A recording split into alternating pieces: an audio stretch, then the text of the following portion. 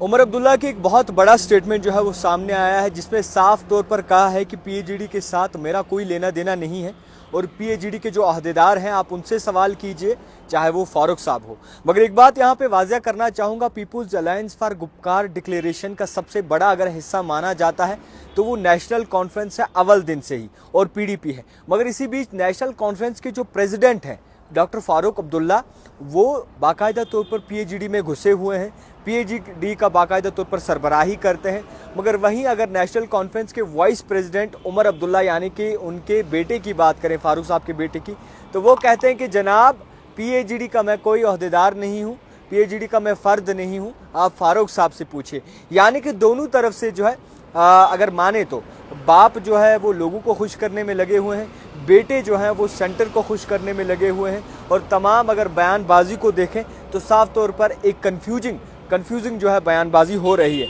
मैं आपको बता दूं कि नेशनल कॉन्फ्रेंस के वाइस प्रेसिडेंट की कल मीडिया से खिताब हुआ और मीडिया से गुफ्तगू करते टाइम काफ़ी बातों पर जो है चर्चा रही, जिसमें उमर साहब ये भी कहते हैं कि जम्मू कश्मीर को अगर देखें तो करीबन 10 साल हो चुके हैं विदाउट इलेक्शंस, अभी भी जो है इलेक्शंस नहीं हो रहा। और वो ये भी कहते हैं कि लोकसभा और असेंबली इलेक्शन जो है वो बाकायदा तौर पर जल्द होनी चाहिए, और उम्मीद की किरण एक जो है वो नज़र आ रही है। तो फिलहाल जिस तरीके से इसी बारे में जब सवाल आगे बढ़ते गए तो उमर साहब को जब ये सवाल पूछा गया कि आखिरकार पीएचईडी का किस तरीके से देखते हैं, क्या पीएचईडी एक साथ नज़र आएगी इलेक्शंस में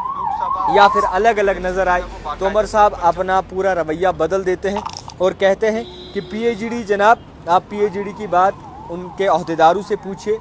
और पीएचईडी वालों से पूछिए, मेरा पीएचईडी से लेना देना जो है वो कोई नहीं है। और जिस तरीके से उमर अब्दुल्ला ये कहते हैं तो कहीं ना कहीं ये समझिए आपकी